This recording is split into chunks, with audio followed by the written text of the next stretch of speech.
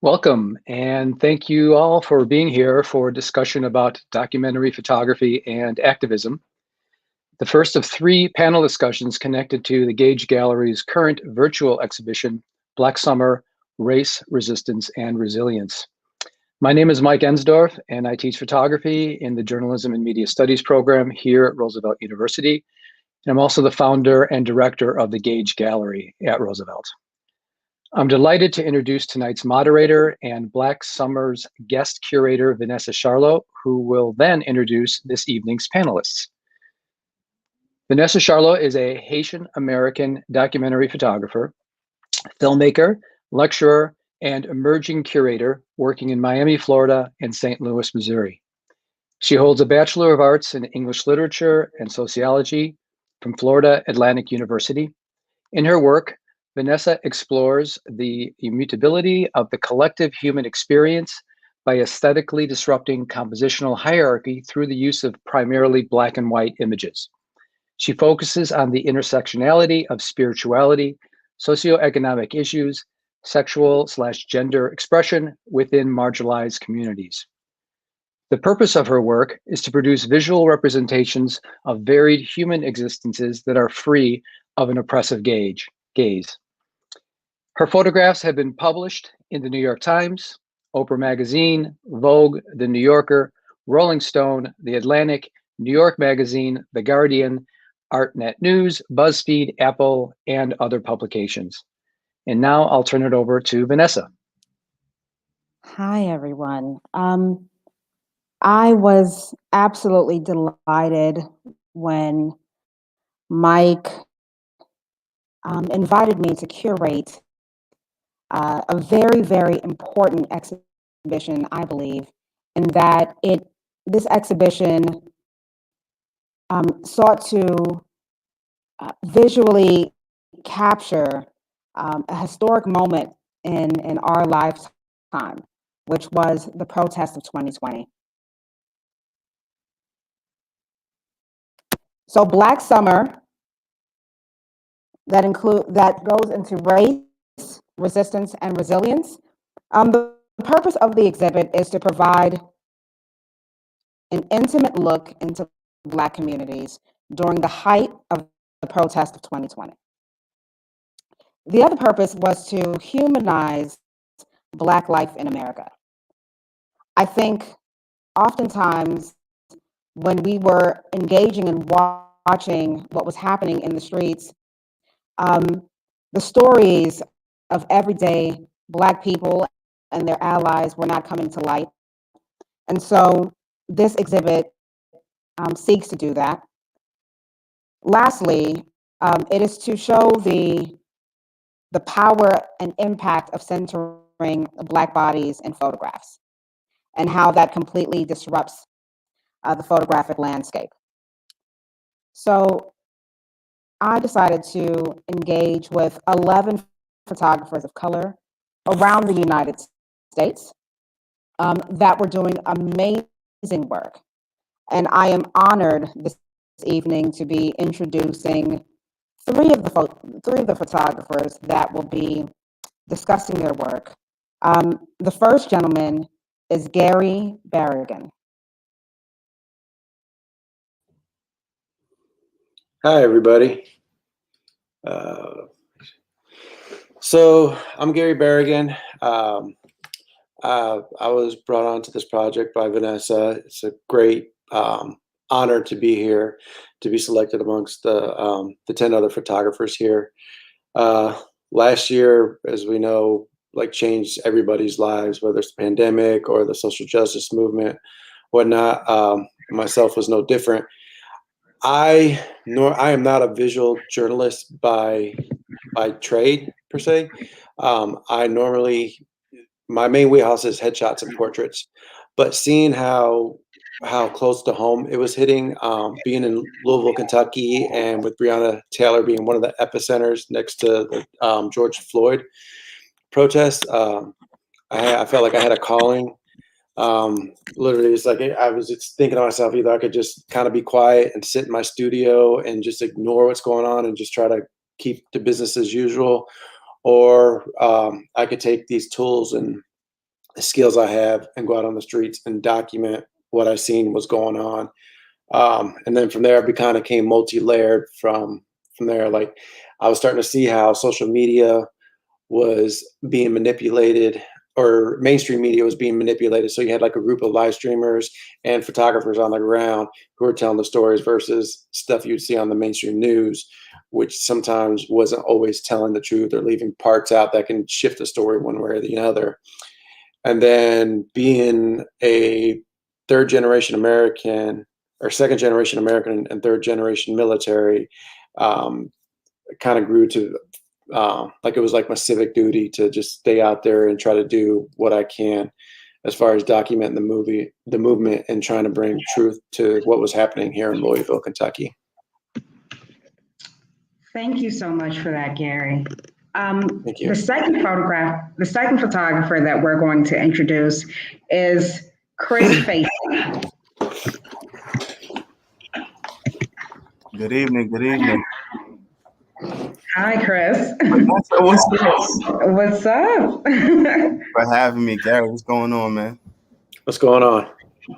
Yeah, I'll tell you a little bit about me, but before I get into that, I just want to say rest in peace to all the Black lives lost to police brutality that we had to deal with last year that kind of sparked everything off with this. So I want to start that off right out the way. Secondly, I'm Chris Facey. I'm a portrait and documentary photographer based here in Brooklyn, New York. A lot of my work is based on breaking stereotypes within the Black community and how other communities also see us. I'm also working on breaking stereotypes amongst Black dads and things of that nature, always really pushing for a positive, accurate visual representation of Black communities and Black culture. I'm also a current senior at the School of Visual Arts, and because of the pandemic, my graduation will be online, so everybody's invited. Wonderful. Thank you for the invitation, Chris. Lastly, I'll be introducing Tony Mobley. Hello, everyone. Vanessa, thanks so much for having all of us on this panel, this so important panel, in light of what we all experienced and documented last year during the Black Lives Matter movement. As Vanessa stated, my name is Tony Mobley. I am a freelance photojournalist based in Washington, D.C.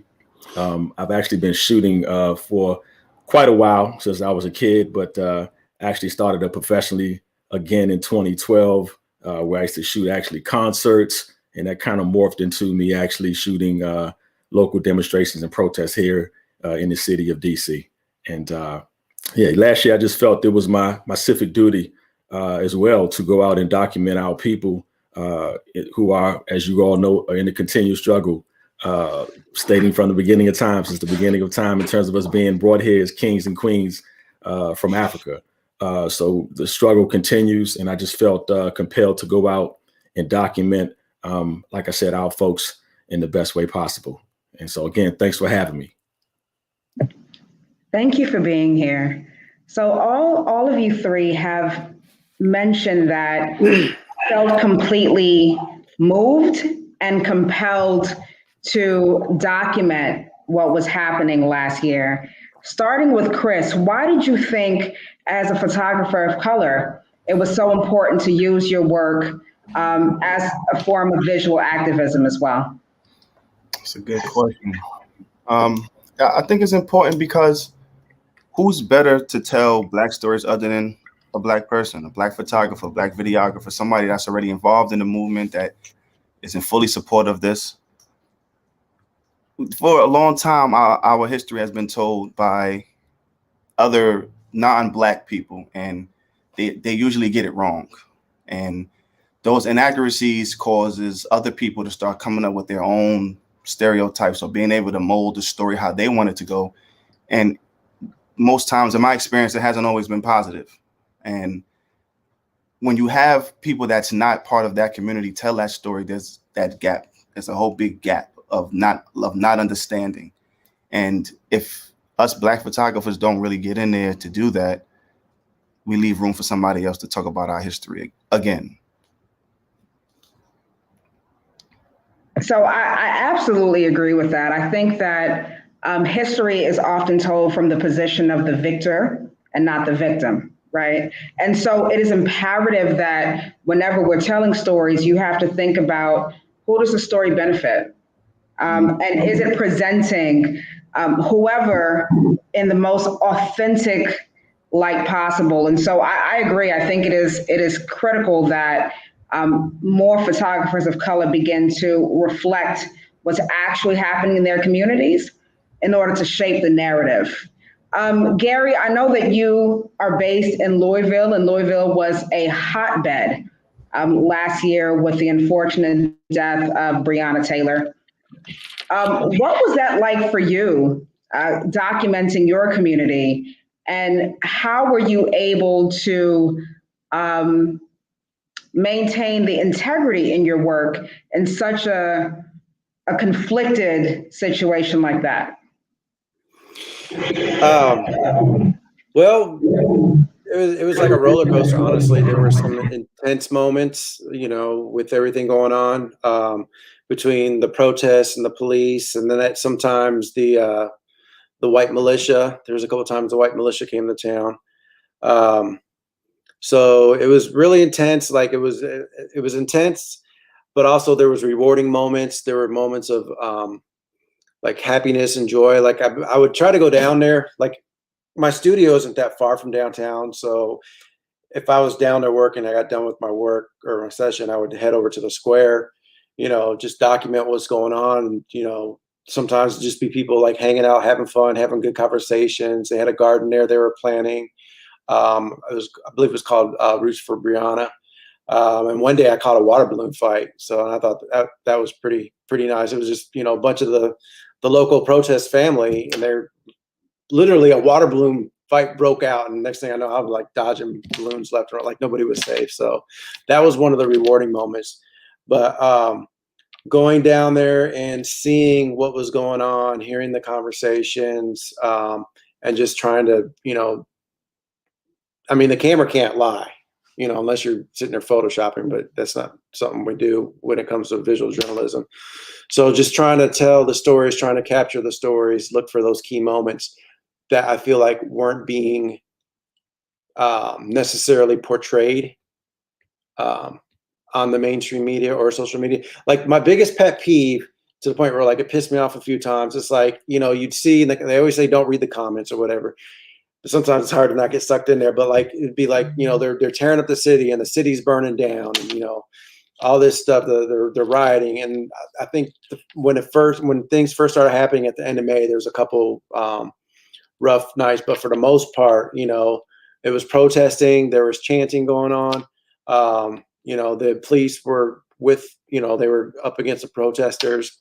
There were some arrests made, but I never seen like rioting or burning down or total destruction, what was being portrayed. So the more I seen that, the more I wanted to get out there and document. And then it's like, if, I'd see it in the conversation come up, like, look, this is what's going on out there. So there was one night that I thought was pretty powerful too.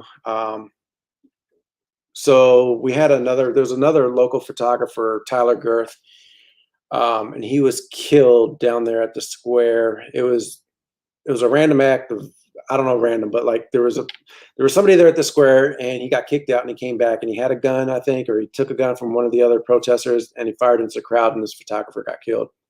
I went out there later that night just to document, and this was the first time I seen it, but there was like a line of Black police officers and a line of the Black protesters.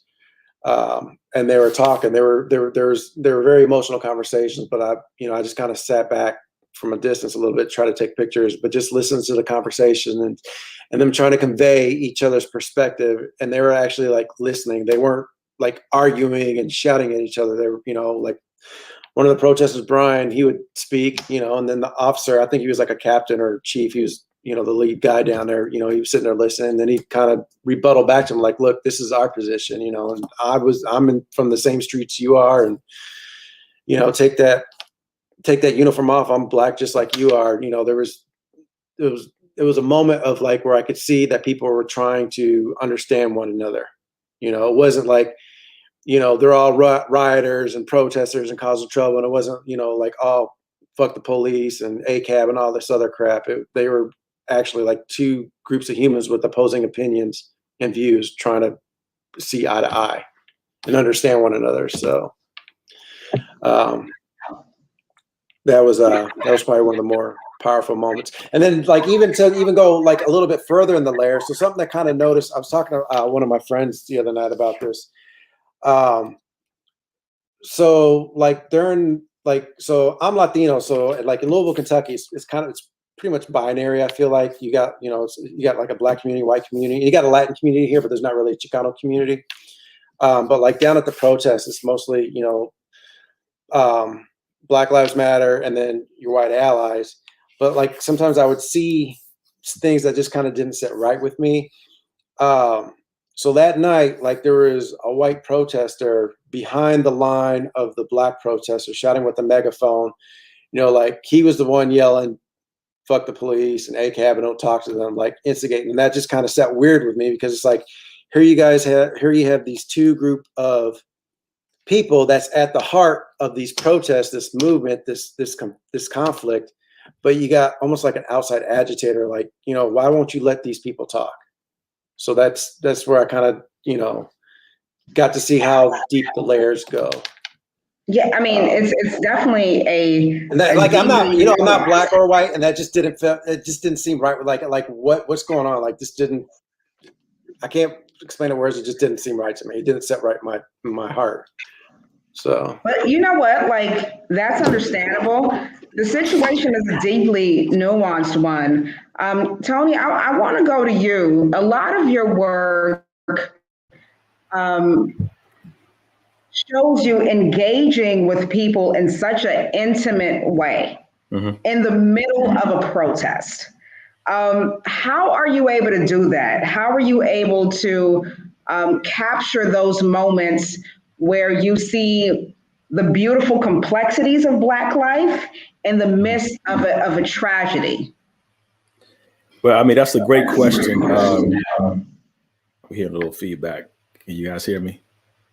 Yeah, that's a great question. When you speak of shooting last year's protests, my hat is off to everyone, first of all, who shot during the middle of a pandemic, which is like unheard of. So, that takes a lot of courage, but it also takes a lot of courage from those individuals who saw fit to go out and protest for this change that we have been yearning for so many years as a people. It just goes to show also when you look at the killings of Breonna Taylor, George Floyd, Ahmaud Arbery, and countless others, you think that, that's just how angry and upset we are as a race of people. That's also how upset and angry our white allies are. One of the most encouraging things for me is that I've gotten so many messages from people all over the world, basically saying, hey, we're glad that you guys are out there documenting this. This is well overdue, and just giving words of encouragement. But back to your original question, it comes with experience, Vanessa. It comes with knowing our people, right? Reading body language. And that's something that I think as Black and brown photographers, we may have an advantage on, when it comes to our white colleagues, understanding our people, understanding our people's emotions, not trying to disparage our people in any way. So I'm always looking to humanize our people, right? Whether they are Black or white, anyone who's at the protest, I'm trying to humanize them, especially us, because we for so long have been looked at as being less than, right? And there's been so many negative stereotypes, not only written about us, but, we still have movies and films about us in a negative light. So it's our responsibility as recorders of history to record the facts.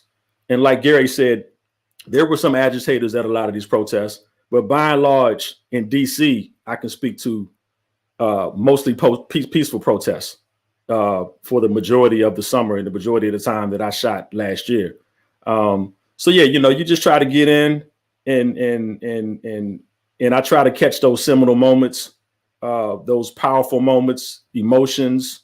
And that's pretty much how I go about it when I go out and shoot. And obviously, I think for myself and a lot of my close friends, again, we pray. I know I pray every day before I go out for cover, because you just never know what we may encounter once we're out there in the streets. We've encountered Proud Boys. We've encountered, pro-Trump protesters. So all of these different factions you have, coming together at Black Lives Matter Plaza can definitely provide a kettle pot, so to speak. So that's pretty much how I approach it.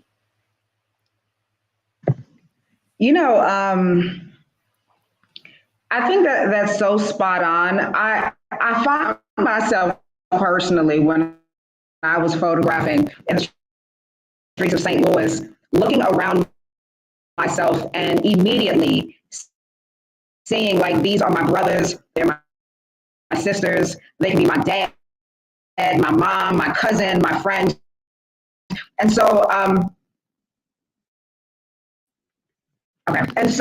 being very mindful about if it were me on the other side of the camera, like, how would I want to show up in the world?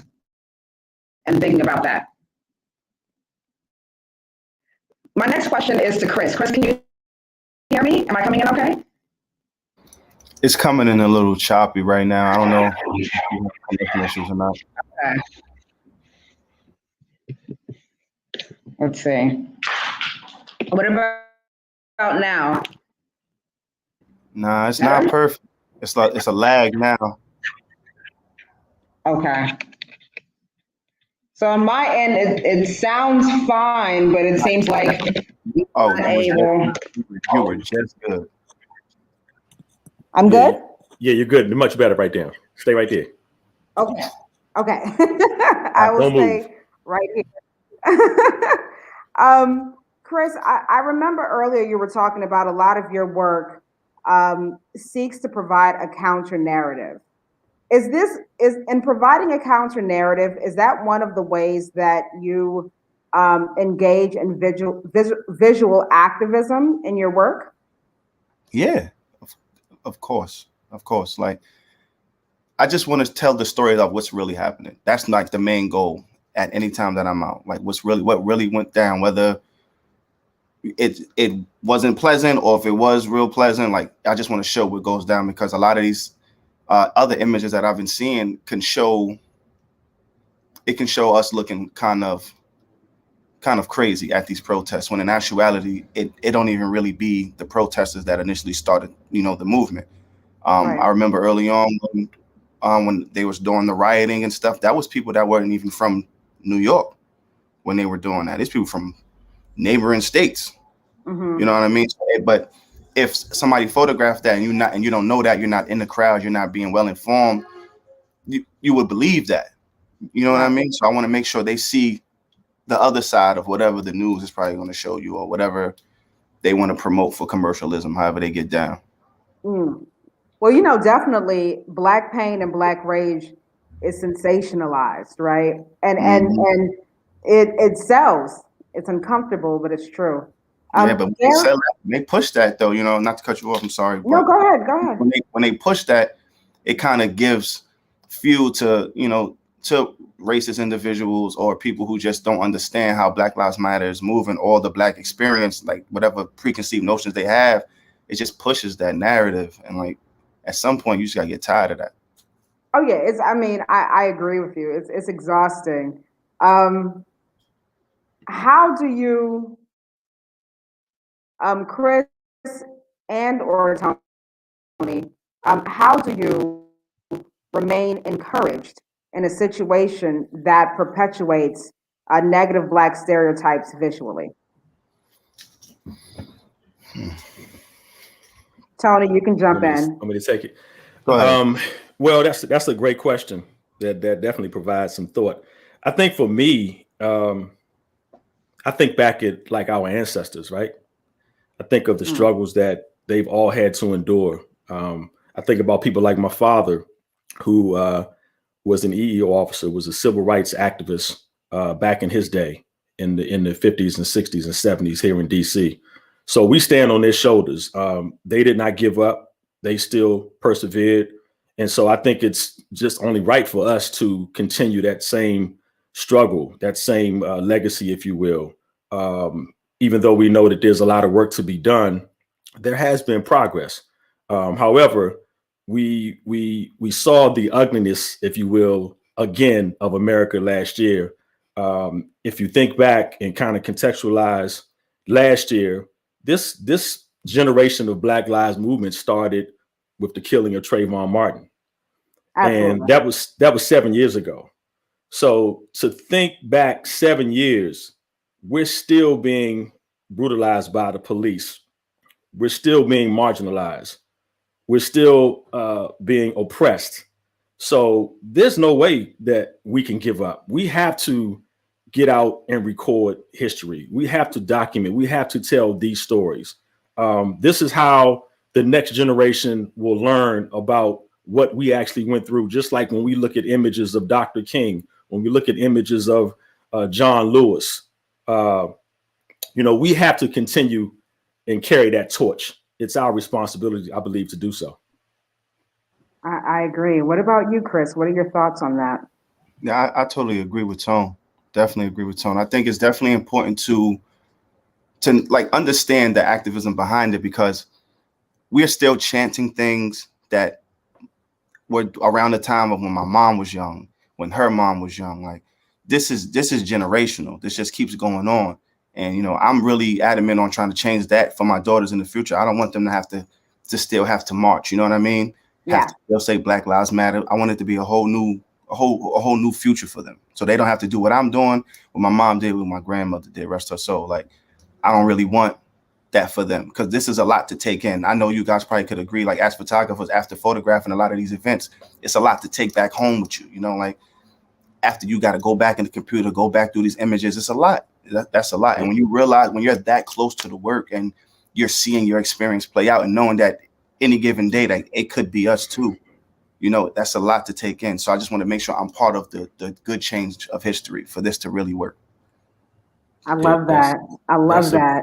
That's important. I mean, just to touch on what Chris said, I feel him on that. Like when we get home and we upload these images, it's a lot to unpack. Yes.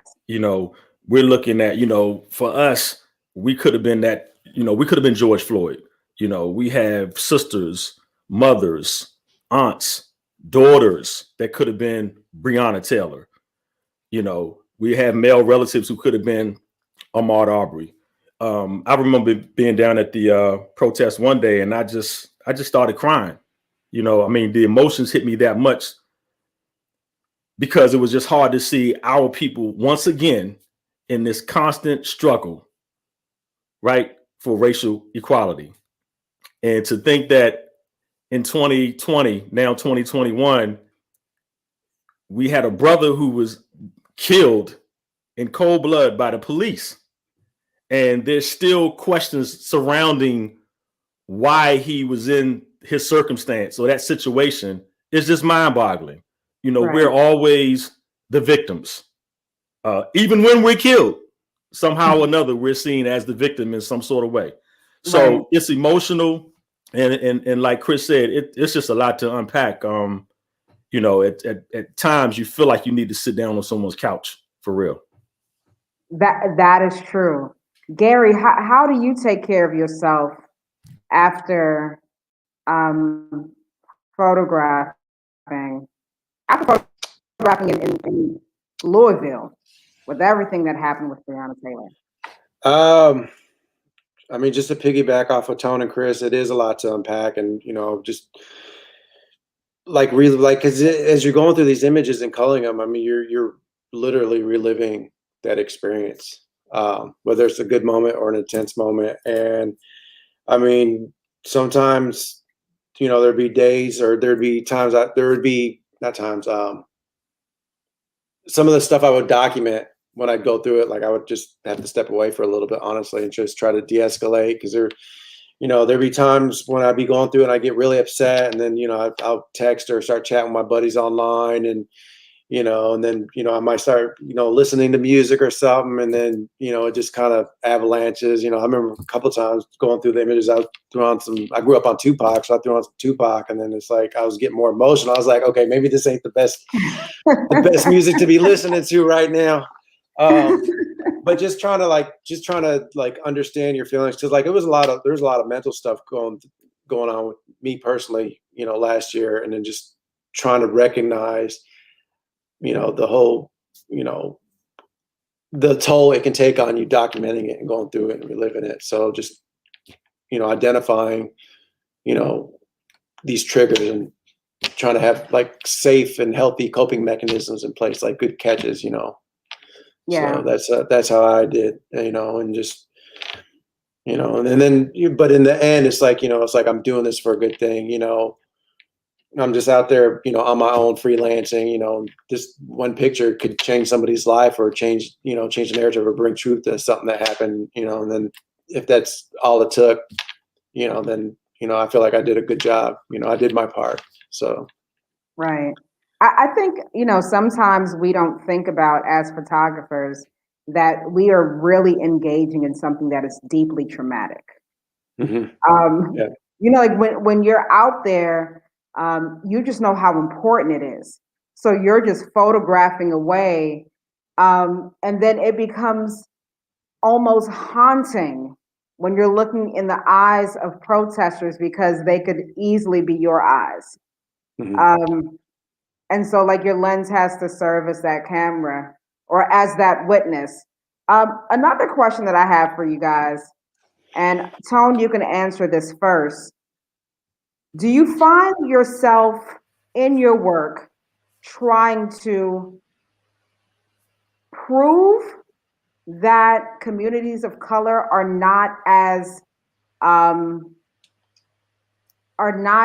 barbaric or not as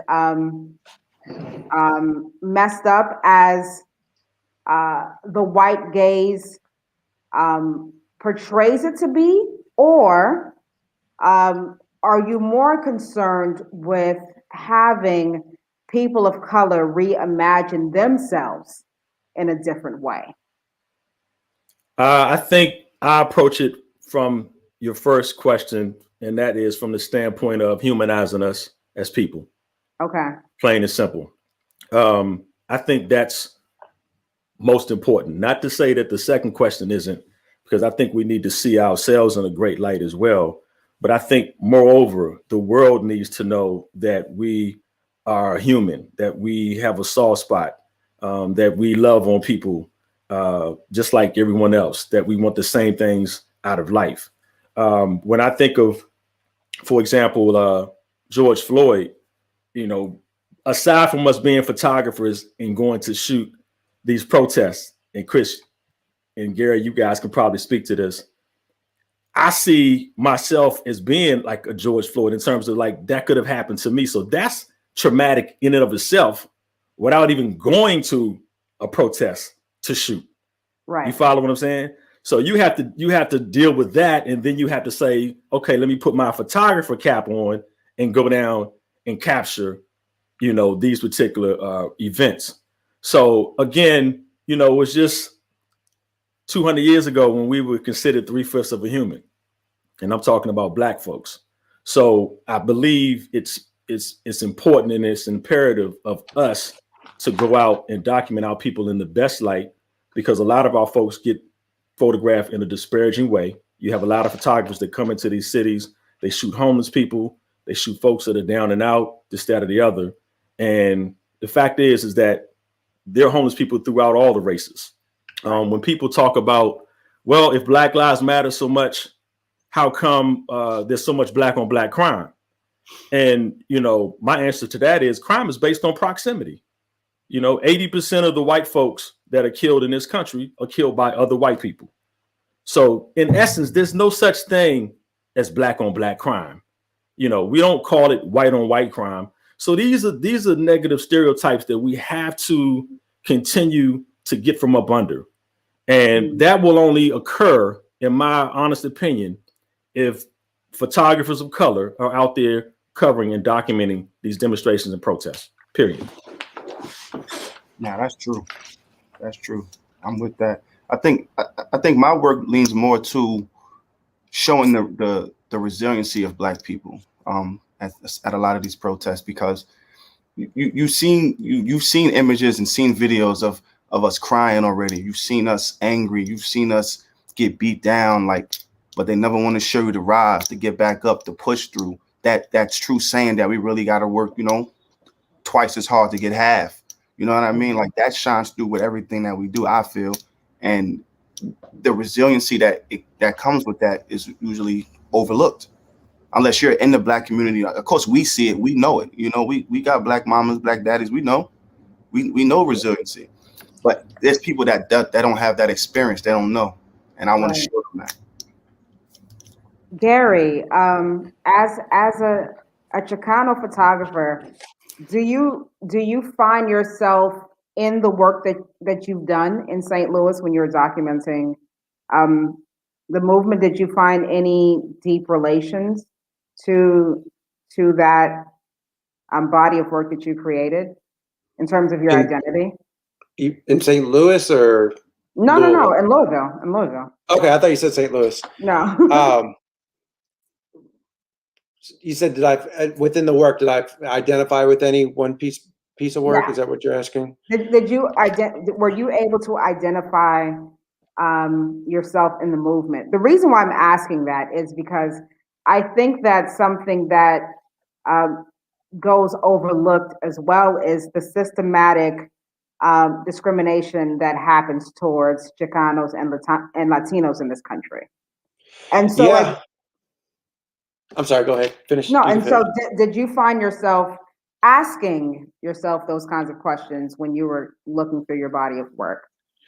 Yeah, like when I was out there, it's like, you know, like I'm not Black, so I can't truly understand the Black experience, but I can empathize with it being brown, because we have our own set of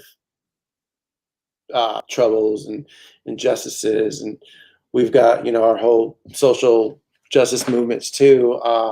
And just as you see, like, you know, a lot of the, you know, I really hate to say this term, but you see a lot of names in the Black community that become hashtags, and I've heard conversations. I've even had conversations like, don't want to become the next hashtag. But, you know, with me being, you know, Chicano, you know, in the Latin community, you know, there's a whole, you know, there's lives that are lost in that community too, like Sean Monterosa. The sisters actually just came out to Louisville on the commemoration of when Brianna was killed. Andres Gallardo, who was killed by the LA sheriffs. So I was able to relate, because I could empathize with what's going on in the Black community with what I know and understand in the brown community. Yeah. So even though it's different, like Louisville, it's like different. Like I never really felt like a home, like Louisville's home, but like as far as like being Chicano, like there's never really been a place for me to identify and like, oh yeah, these are my peeps here. But like, you know, we got a Latin community, but predominantly it's, you know, I feel like it's Black and white.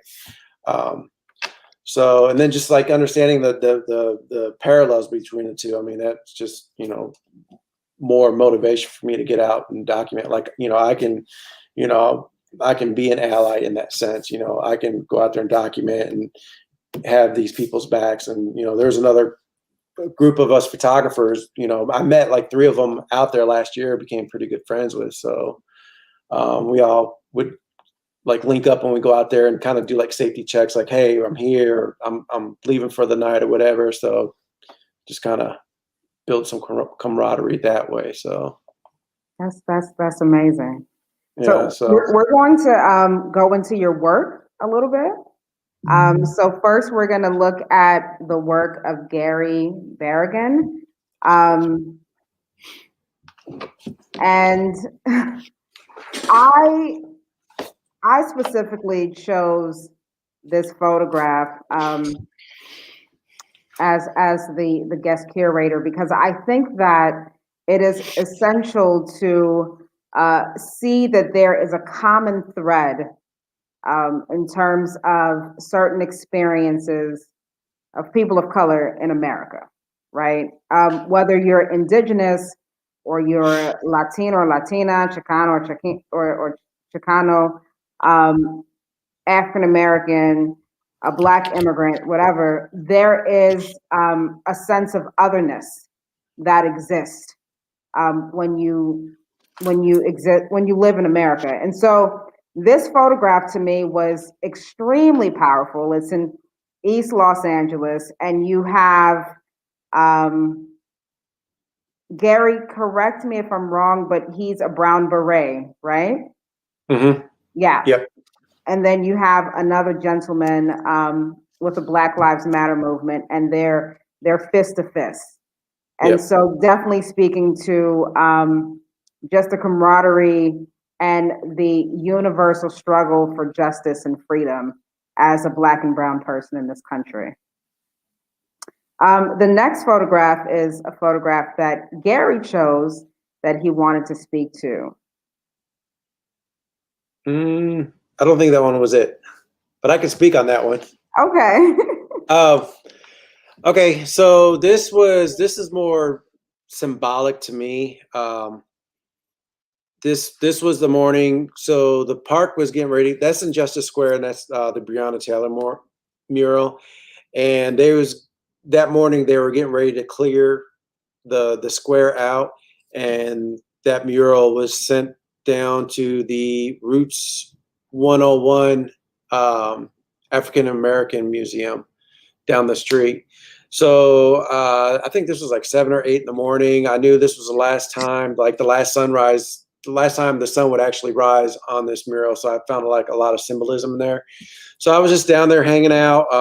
There wasn't a whole lot of people. And then this gentleman came through, and he came through and started chanting justice for Breonna and Breonna Taylor and Breeway, all the chants that, that are specific to Louisville and Breonna. So he just stood in front of me and started chanting and raised his fist, and I just captured that image and fell in love with it. So it just kind of encapsulates the whole movement as in one image, I feel like. I actually agree. It does capture it in a very powerful way. Yeah, and it was just like a very beautiful morning, just quiet, peaceful. Wow.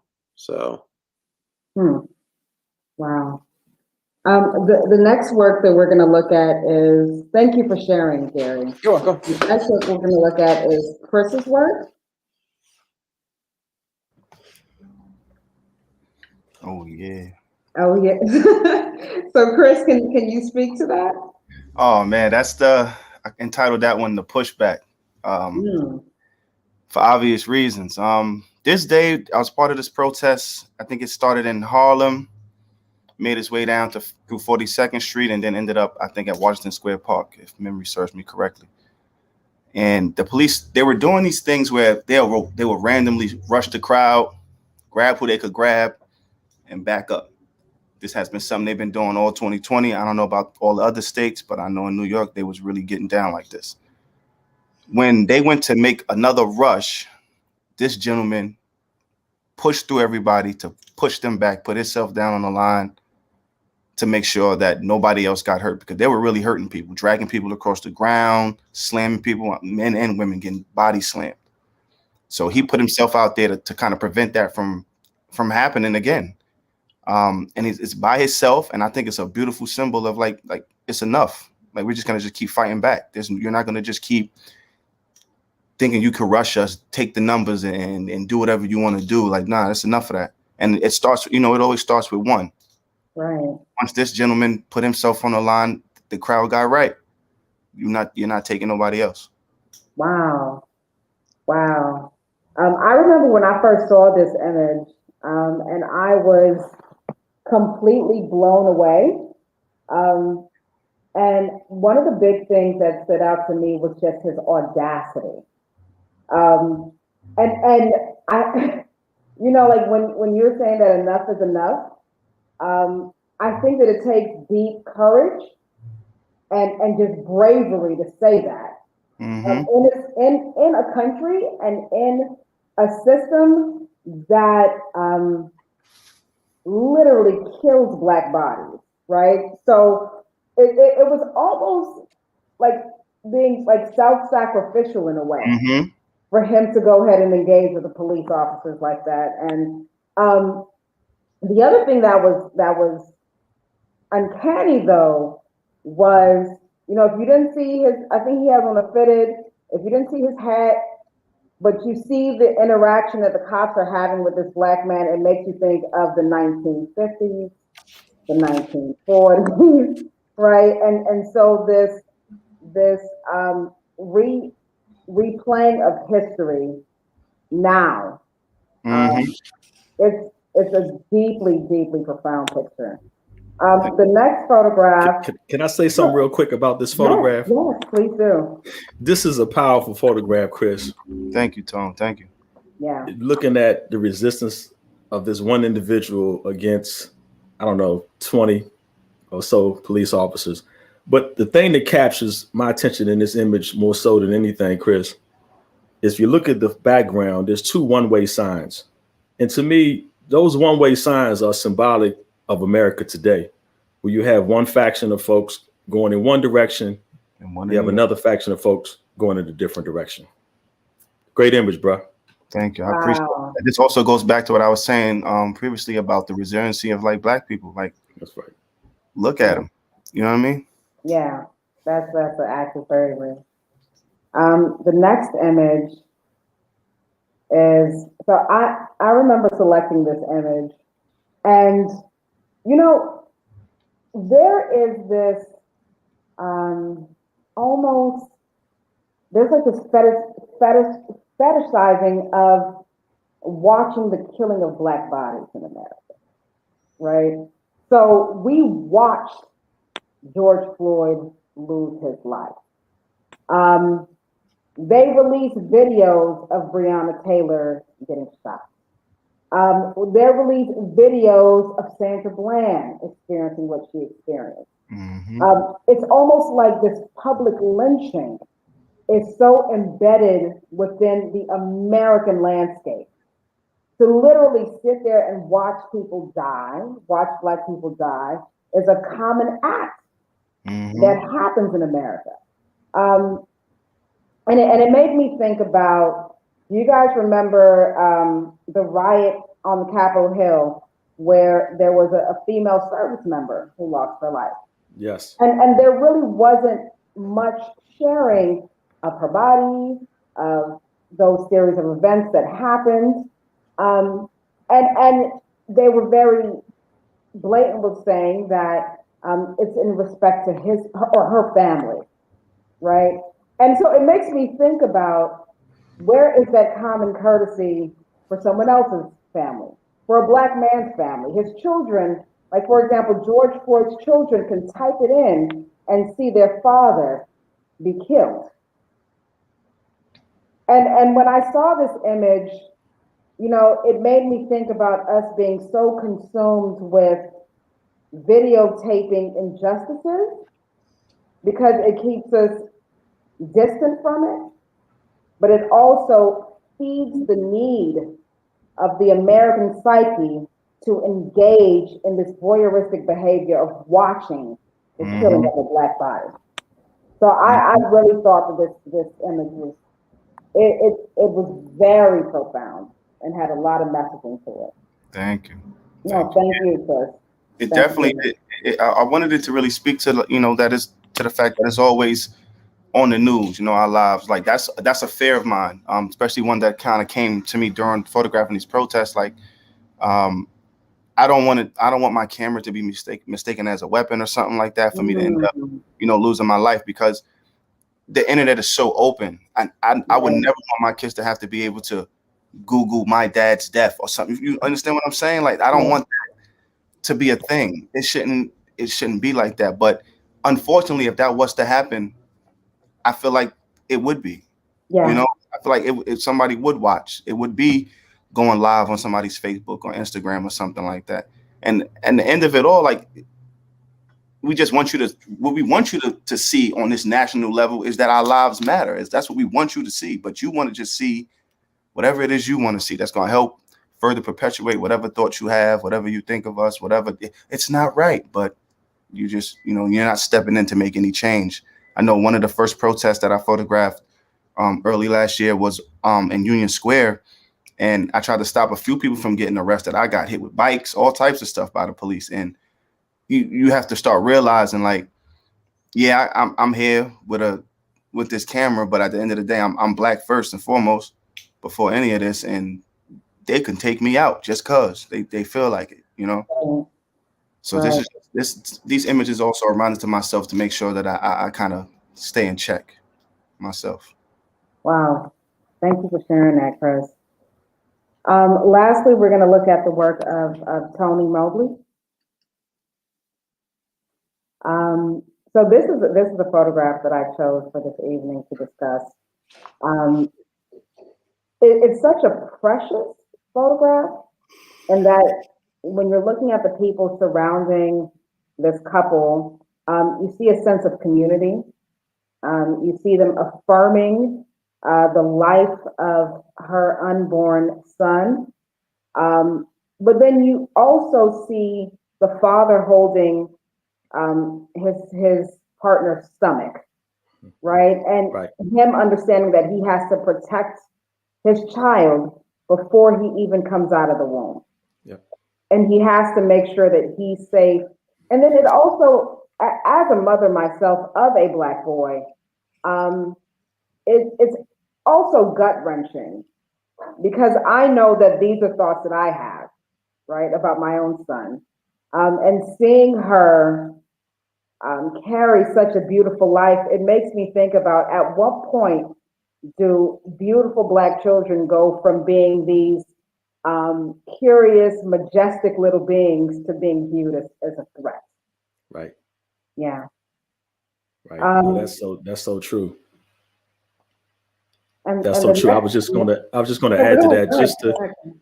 I was just going to say, you know, when you think about life, for me, I think about, like, one of the precious gifts in life is to actually have life, is to give birth. I'm the father of two young ladies now, no longer girls, but for us as Black people, to think that we have to have these thoughts for our future kids. There are a lot of people now who don't even want to have kids in today's culture. And I think that it's sad, but it speaks to the times.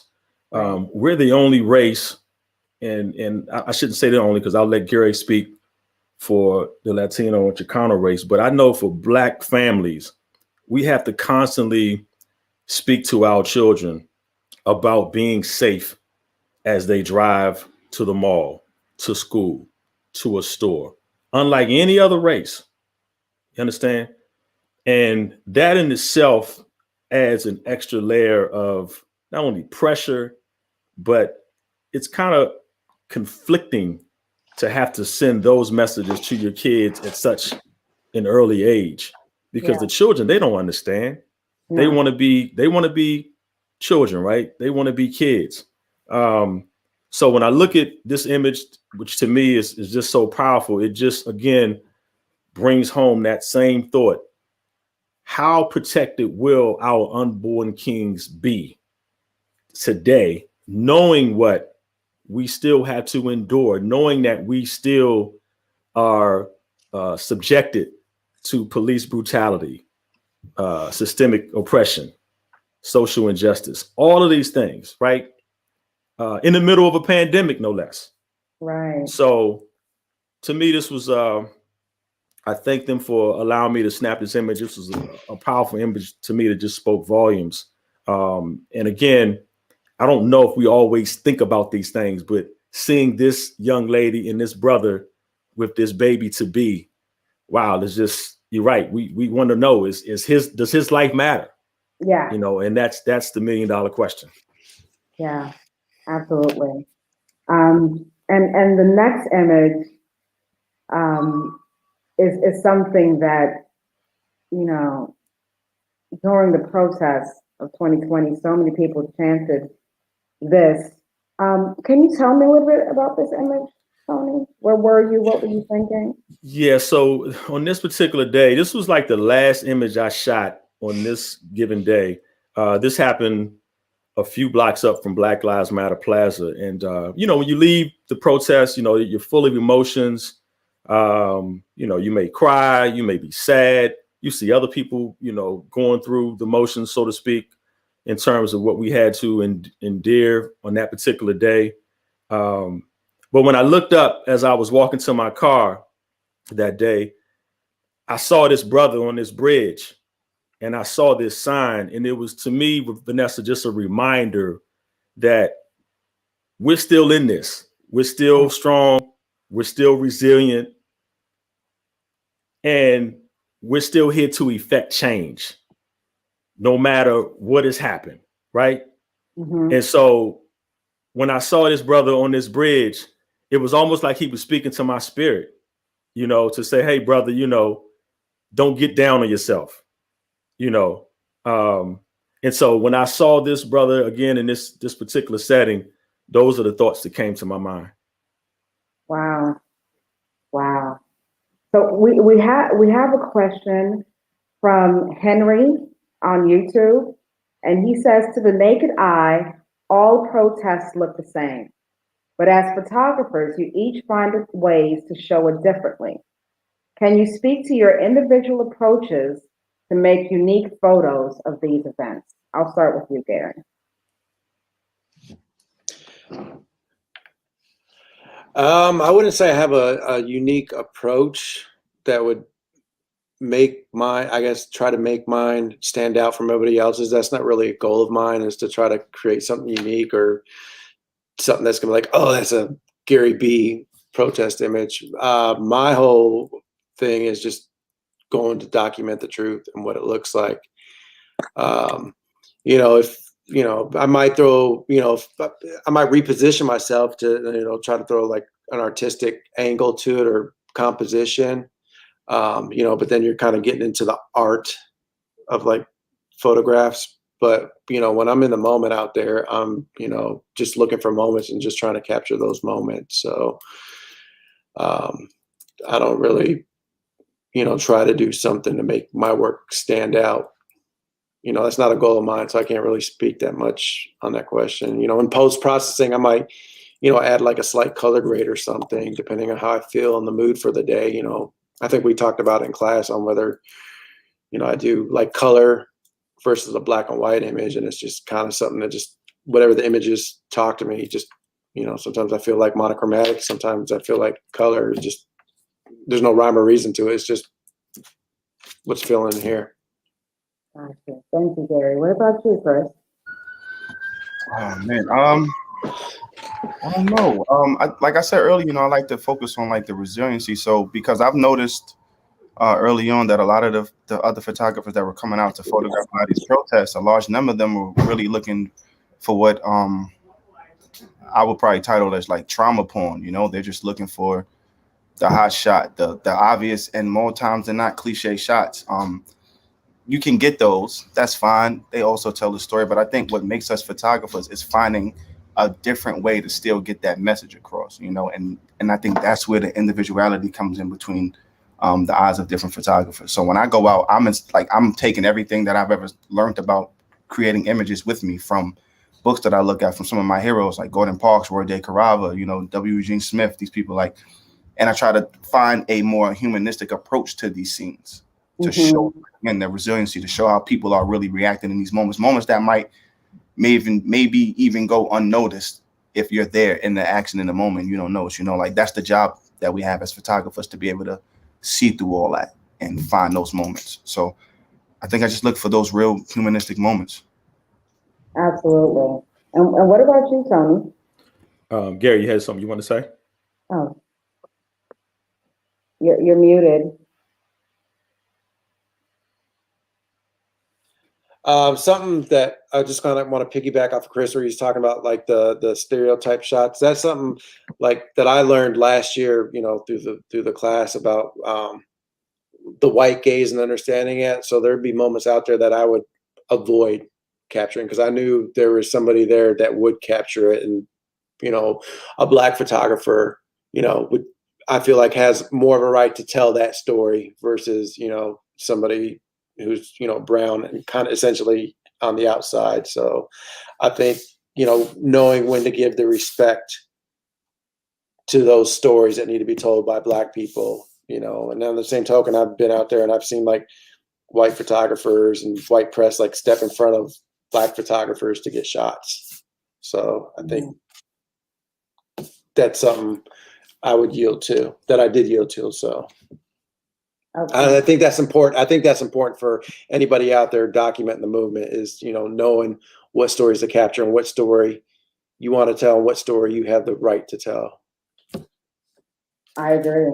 And what about you, Tone? We're gonna wrap this up with you. Yeah, no, that's good. So I think that for myself, you know, when you're shooting a protest, there's so many moving parts, right? And so many fleeting moments. So you really have to be on your game. You have to know how to anticipate. For myself, I try to shoot images of individuals and signs that will evoke, hopefully change, that will hopefully change some people's hearts.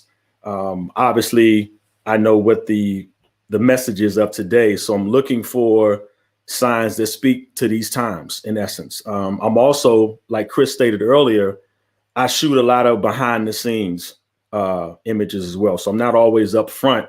I'm shooting perhaps that guy or that girl that's off to the side, protesting in their own sort of way. You know, you have people that are dancing, you have people that are singing, folks that may be actually chanting. So there's so many different ways of protesting. There was a brother one day who was actually, he was a barber, and he was actually in the middle of the plaza cutting Black Lives Matter into the back of another brother's head. You know, so there's different ways of conveying protest. So I'm looking for all of those moments with the hopes that when folks see these, you know, they will evoke some sort of spirit of change, some sort of change of heart. And again, like Chris and Gary said earlier, to humanize us. Because again, to me, that's the number one thing, man. We're not humanized enough. We're just looked at as other than, and not as the Black people that we are. Absolutely. Absolutely.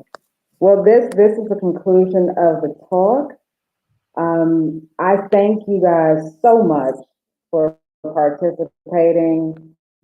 The work that you produce is absolutely amazing. You know, the main reason why I have you guys here is because I admire you guys. I admire your work. I admire your tenacity. You know, like, honestly, what we did last year, what we continue to do, is creating history, is documenting history, and hopefully creating the space for those that are coming behind us to have something to look to. And also, hopefully, to pave the way for other Black and brown young people to enter the field and document their own communities and their own stories. So now we're going to turn over to Mike, who's going to make a closing statement. Great. Thanks so much. Thank you, Vanessa, Tony, Chris, Gary, to everyone who's watching on YouTube, Facebook, LinkedIn. Much appreciated. Great conversation. Way to kick off the series of panels that we have for the Black Summer exhibition. Speaking of which, our next panel will be on Monday, April 5th at 7 p.m. With Vanessa again, and 4 additional photographers from the Black Summer exhibition, Malik Marble, Kay Hickman, John Jerry, and Dee Dwyer, talking about the role and experiences of Black photographers. And I would encourage you to visit the exhibition. It's a web exhibition. It's the Gage Gallery's first online virtual exhibition. It's at roosevelt.edu/Black Summer. We'll put that in the chat, and you can visit that. Hopefully, there's some great resources that we just put up this week on the page as well. And follow us on Facebook. Follow Vanessa, Tony, Chris, Gary on Instagram, on Twitter. Won't go wrong doing that. And there'll be a third panel in April. We are working on the date for that sometime in the mid to late April, with 3 more photographers from the exhibition: John Cherry, Doug Barrett, and Henry Danner. That will be about visual journalism and telling diverse stories. So once again, thank you for being here, and follow us on Facebook for more updates. Have a good evening.